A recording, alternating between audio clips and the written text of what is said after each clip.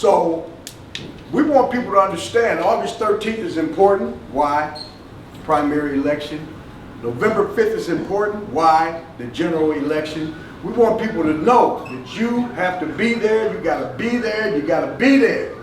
And you have to stand up and express yourself with a voice that has been given to you because you're an American citizen. Don't let anybody tell you that you don't have the right to express yourself the way you need to help find people, to look out for your self-interest. This is our power, and we are sticking to that. Everybody needs to understand that. So we're here, and we have certainly a fantastic guest who has graced us with his presence, Mr. Harry Dunn.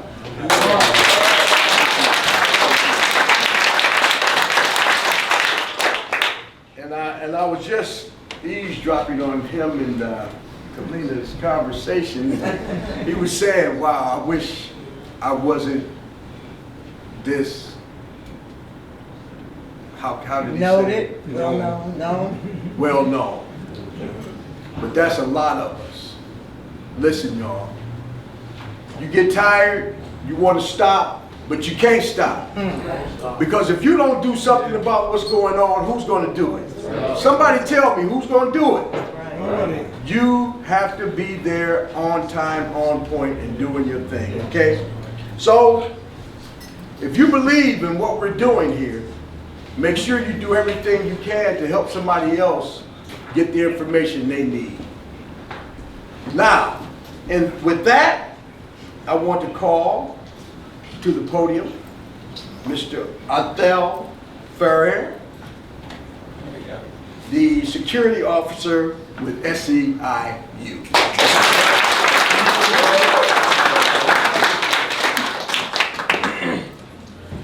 Good morning, everyone. Good morning. Before I introduce myself, I heard a rumor this morning that souls to the polls in the house. Where you at?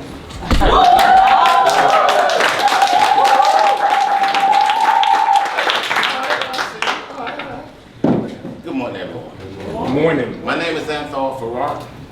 I'm proud member leader of SEIU of Wisconsin. I'm one of the vice presidents of property service for SEIU. I'm also a veteran who served 1 year in the Army National Guard. I served 20 years in the United States Coast Guard. I've been licensed as a security officer for 40 years.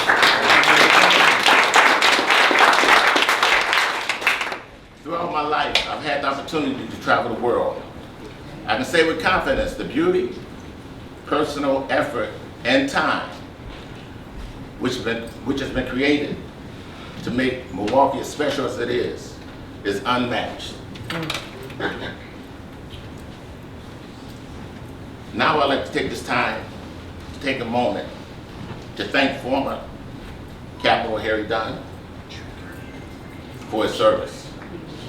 As someone who has spent a lifetime working in the world of security, I understand and respect the bravery it took to do that type of work. I'm especially grateful for the efforts it took Mr. Dunn and his comrades to, to protect our great democracy. Now as we move forward, it is our turn as voters to show up at the ballot box this November to defend our democracy.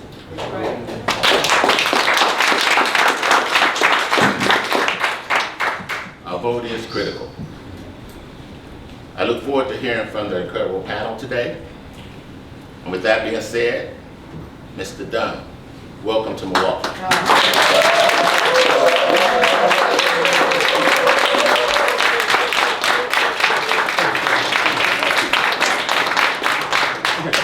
I just want to, we forgot a very important person here. I mean, they ain't telling me, you know. They ain't let me know what's going on. But Dr. Lisa Conley. All right. Is the president of the local 212 here. Yeah. She certainly is important because we're in her building. We need to acknowledge her presence and to welcome us. Yeah. Doctor, please.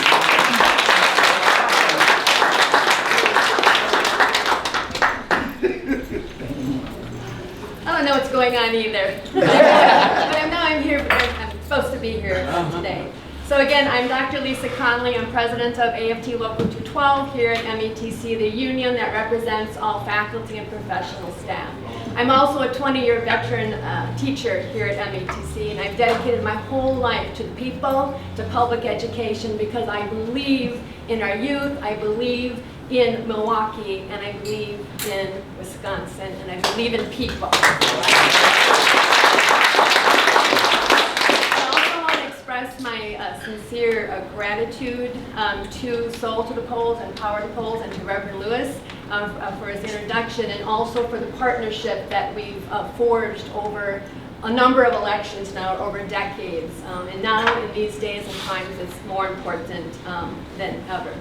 So on behalf of my union and all its membership, on behalf of my colleagues here in our venue at METC, thanks by the way to the staff and everybody who's helping us to put on this event today. Welcome to today's very important event. Now, I don't want to take up too much time since I wasn't on the agenda. And to lead the start of this very, very important conversation to be had here today. But perhaps by serendipity, or for those believers, and I know you're out there, perhaps not, I came across a quote last night from Representative John Lewis, made back in 2016 in an interview with New York Times columnist Margaret Renkel. And it just appeared last night when I was thinking about what am I going to say here today. So I want to share the words that she shared in her book, Graceland at Last, because I think they're pertinent to today's conversation and the work that we must do this fall and beyond. All right, so here's the quote. Remember, 2016 from Reverend Lewis. In these days that seem so dark, I think the spirit of history is still leading us and guiding us. I believe in that. Call it what you may, but I believe that somehow, in some way, good is going to prevail. And out of the darkest hours, there will be daybreak. There will be light, and we will get there. You have to believe it. You have to believe it in your guts that it's going to be okay. So again, here we are, 8 years later, when times are in many respects even more troublesome and even darker. But as Representative Lewis reminds us, and I almost said Reverend Lewis, but you just reminded us too, we must take up that mantle of those who came before us. We must have, as Representative Lewis said time and time again, the certainty of hope.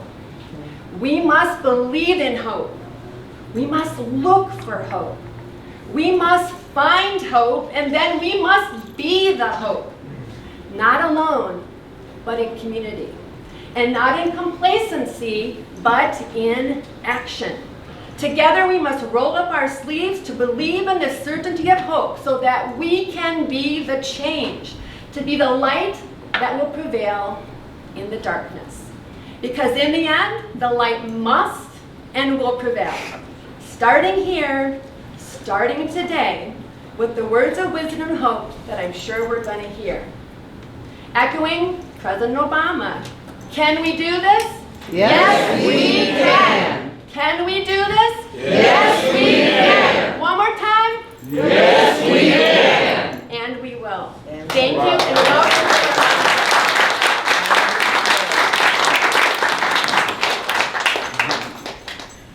Yeah, we're just here to remind everybody what happened on January 6th because, you know, in my neighborhood, we always say, what if that would have been black folks doing that?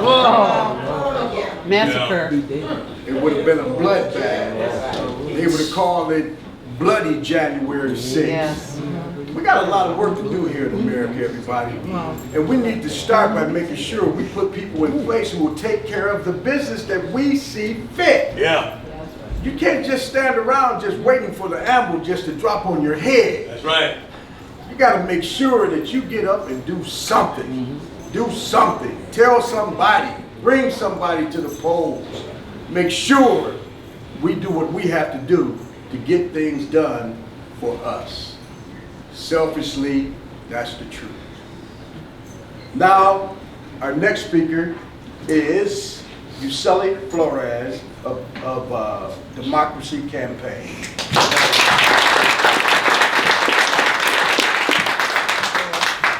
Thank you, everybody. Again, Yuseli Flores with the Wisconsin Democracy Campaign. I am the racial equity and economic justice advocate there.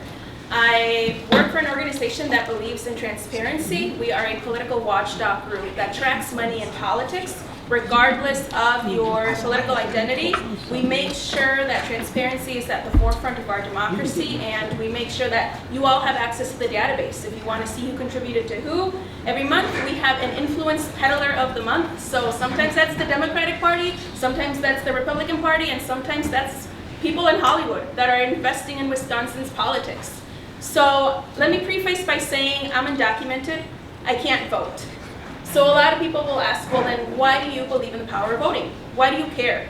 Why did you help lead a door knock event where 300,000 doors were knocked in 2020? Why did you help shift the youth power by 3% in 2020? Because I believe in the power of voting. It was during the Obama, and I know this is a C3 event, but it's impossible not to get political because my life is political. I helped the Obama administration on their second term because Obama gave us deferred action for childhood arrivals, DACA. I call it my indentured servitude slip, my subscription to the US, like a Netflix subscription that I have to pay for every 2 years to renew. It goes up $100 almost every time I have to renew, and I can't leave the country. I can only work in it, pay my taxes, and if I don't pay my taxes, I can't reapply, and there's a whole process, right? So we exist and we're here today. But just like me, 1 in 20 people will also serve some time in prison, and then they won't be able to vote.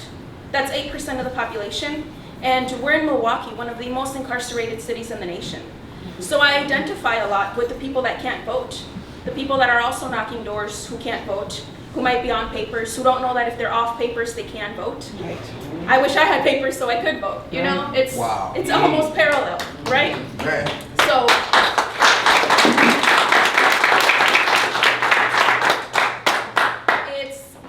it's impossible to not recognize that there are forces that are trying to divide black and brown people. There are forces that attempt to do that, and that attempted to do that January 6th. So we can't forget that date. It needs to be culminated in every single one of our actions moving forward. And I just want to thank you all. I want to thank the panelists for giving us some of their time and some of their expertise. And I hope this is a learning experience for myself, but also for all of you all in the audience. So thank you so much.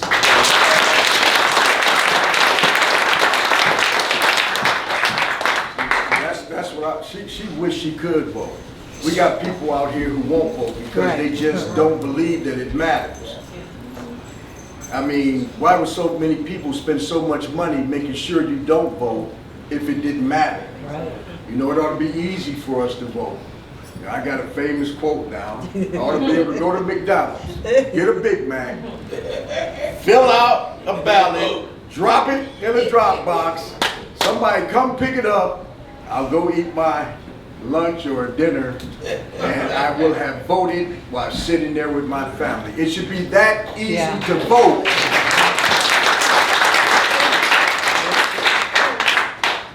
And I'm going to charge McDonald's for that later. No, but really though, young people are important for us to get involved in this voting. So we have a young lady who's out here knocking on doors. She's doing what needs to be done, a young person. And that is so refreshing to have a young voice making sure that people understand that they have rights and they need to use them, and remind them that there is a vote coming up on August 13th and November 5th. I want to bring now to the podium Monet Hughes.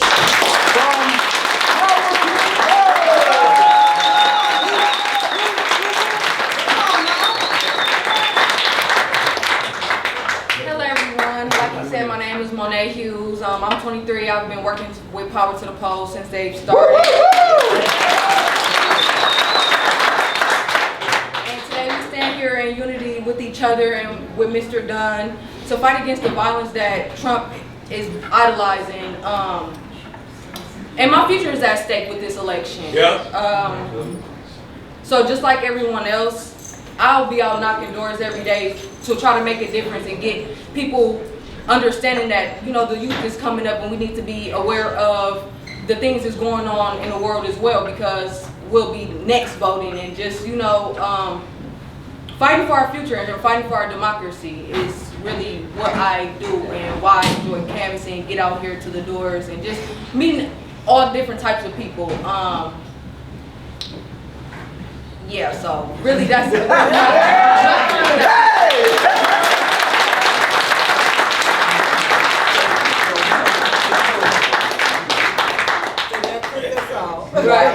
I just whispered in their ear, it's so important for you to be here. It really is, you know, all my folks are here, you know.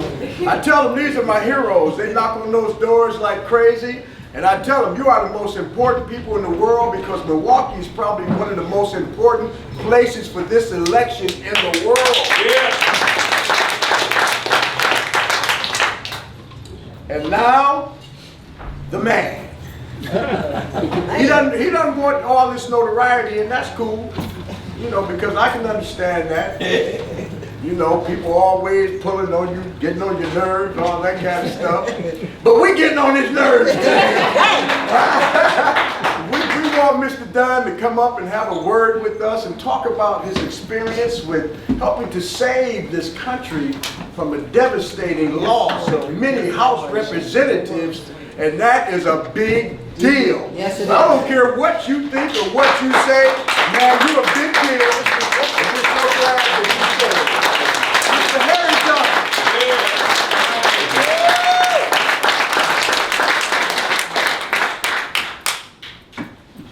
Good morning. Good morning. I'm honored to be here, thankful to be here, in good health too.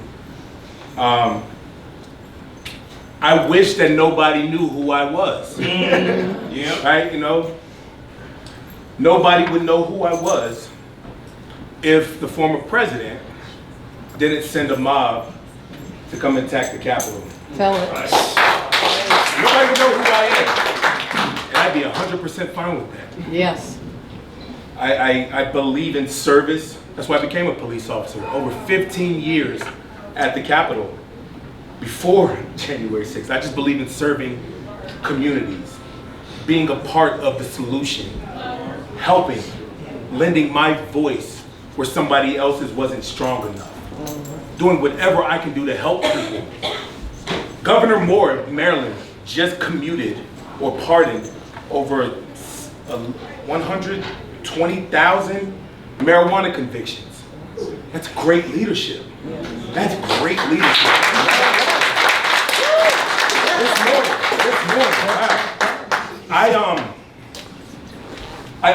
I love the phrase, until there's nothing that can be done, there's always something that can be done.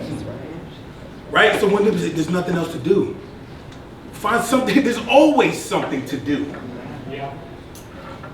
When I spoke out, so I'm all over the place, right? I like being that way, because I don't want to create these notes. Oh, I would sound right, or you want to sound this way.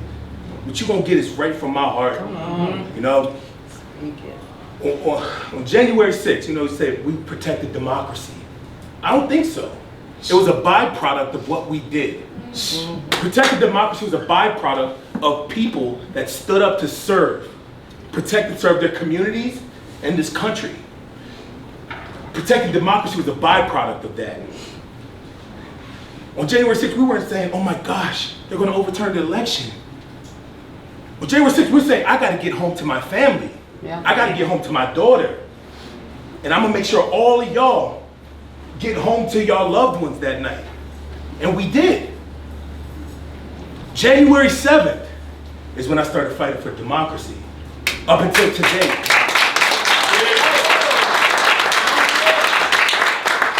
On January 6th, did my role as a police officer.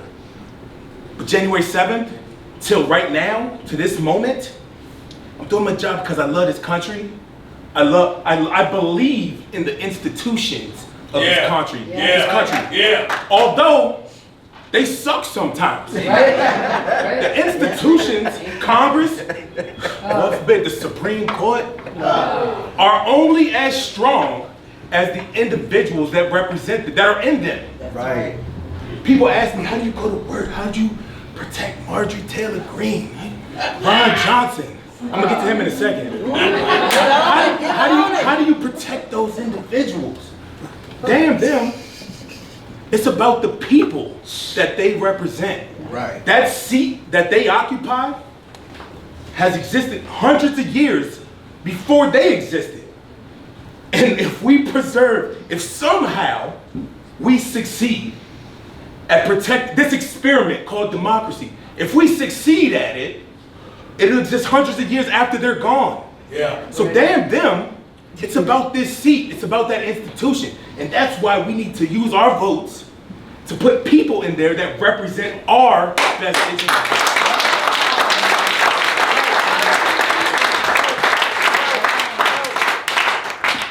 So how did I get here? I refuse to shut up about what happened that day. Thank you. I refuse to be quiet about it. Yeah. People have said Democrats should get over January 6th. Hold on. You're right. 3.5 years is way too damn long to be waiting on accountability. I'd happily move on from it. Good, let's put it behind us. But not until you pay for what you did. That's right. That's right. Literally everything. We are still waiting 3.5 years later to see, not if the former president is responsible, not if he's responsible, to see if he can be held responsible for it. What type of system is that? The right to a speedy trial doesn't just apply to the guy charged with the crime. What about society? I talk about these institutions. Well, it's clear we can't depend on these institutions to save us from Donald Trump. You know what's going to take? All of us. All of us. All of us. The hell with these institutions.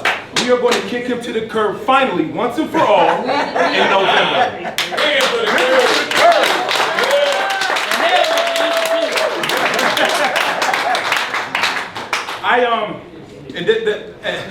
Going back to that quote, until there's nothing that can be done, there's no something. So I felt like I did everything I could do in my role as a Capitol Police officer to fight for accountability, justice, preserve democracy.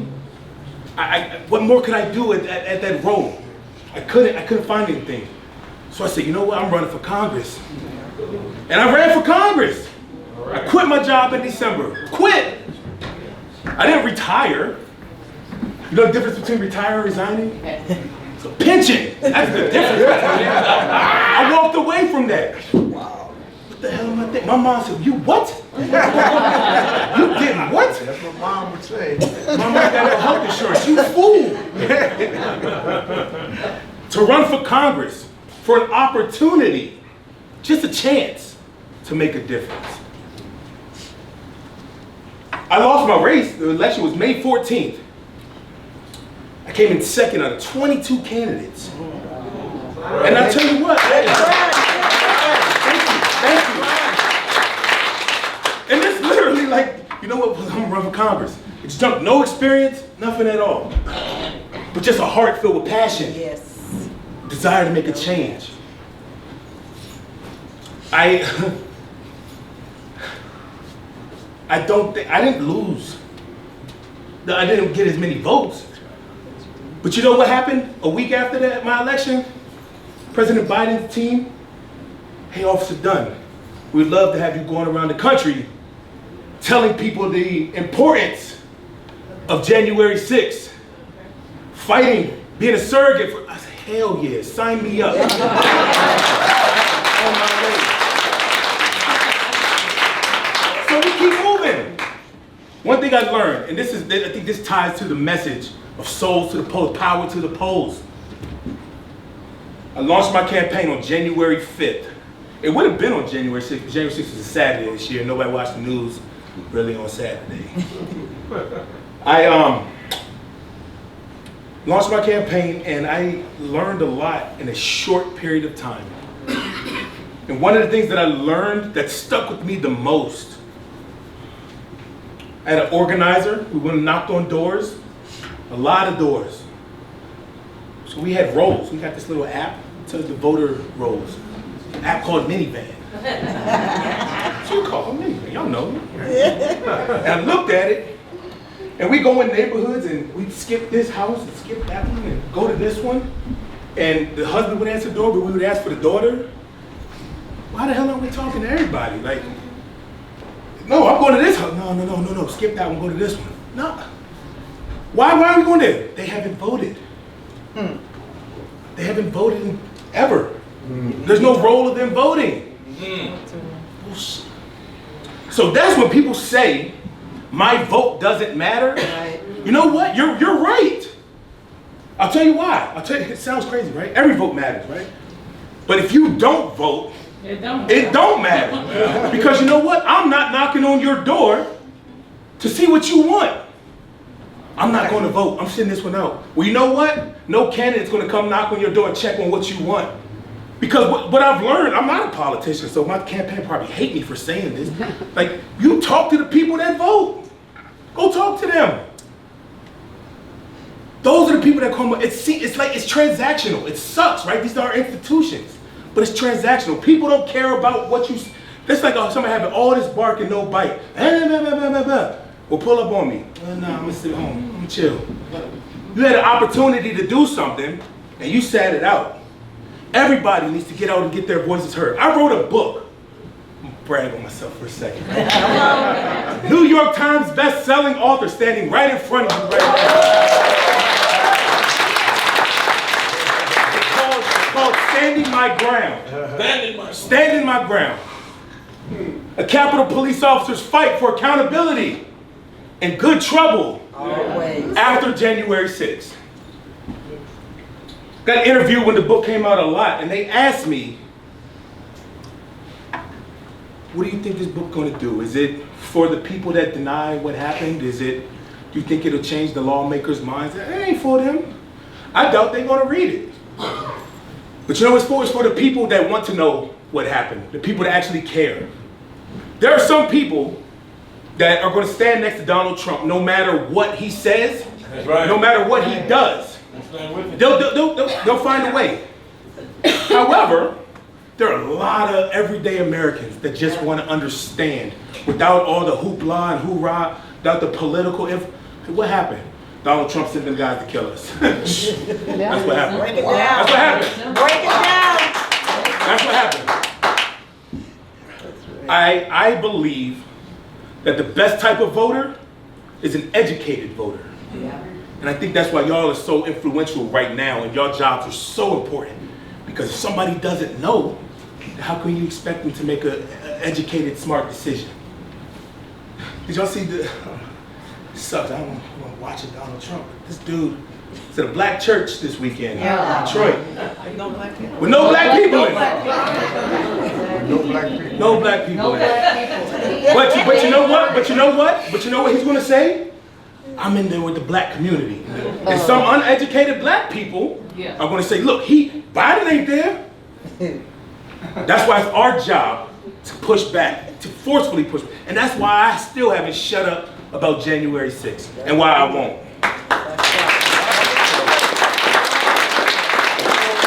I'm really thankful to be here right now. I don't know nothing about this horrible time. It's been nice to me. I've enjoyed my stay here. I've enjoyed my stay here. But y'all just remember that when it comes time to vote, what they think about. Oh, Ron Johnson. Let me not forget. How can I forget? Horrible person. I name check him specific. I'll tell you why.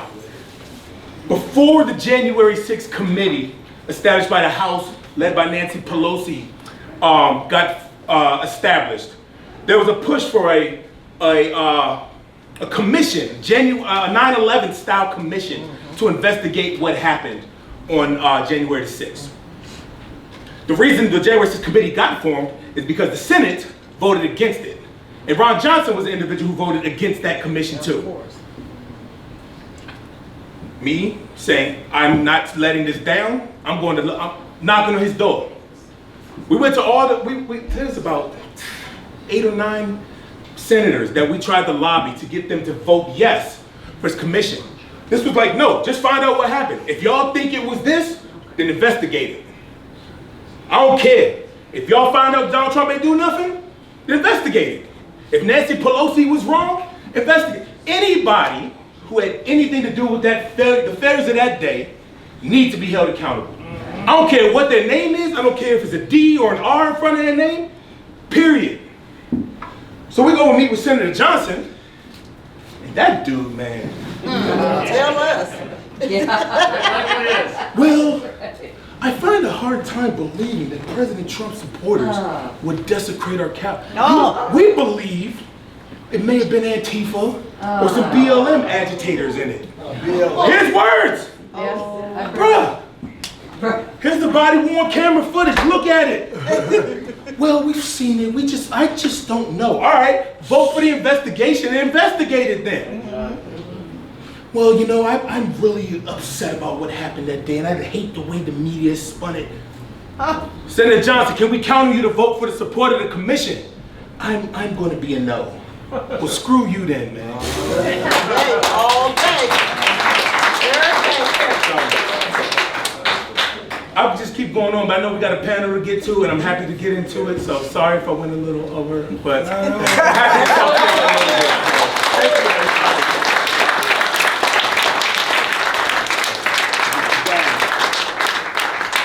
All right. Know what it is. Real quick, by the way, sorry, that picture right here, and the, not the words, the picture. You know, all those people, a bunch of terrorists. Occupying the United States Capitol. Wow. Those are all terrorists. That's what they are. Yes. And we got to remember that. All right. We will.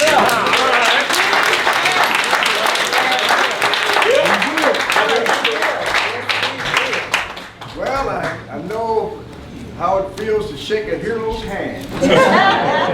No, but really though, this is serious business, and I try to tell people this is real serious business, and it's very sophisticated that you understand what's going on here, because you have to find a reason to fight and look back who you are, what you've done, how you've been held back or whatever, and find in your heart the fight that still has to be in us, because some of us have given up. We have given up, and we're just about to win. And we're giving up. And then the last thing I want to say, Mr. Dunn, is that the next time you run for office, you ought to consider calling souls to the polls.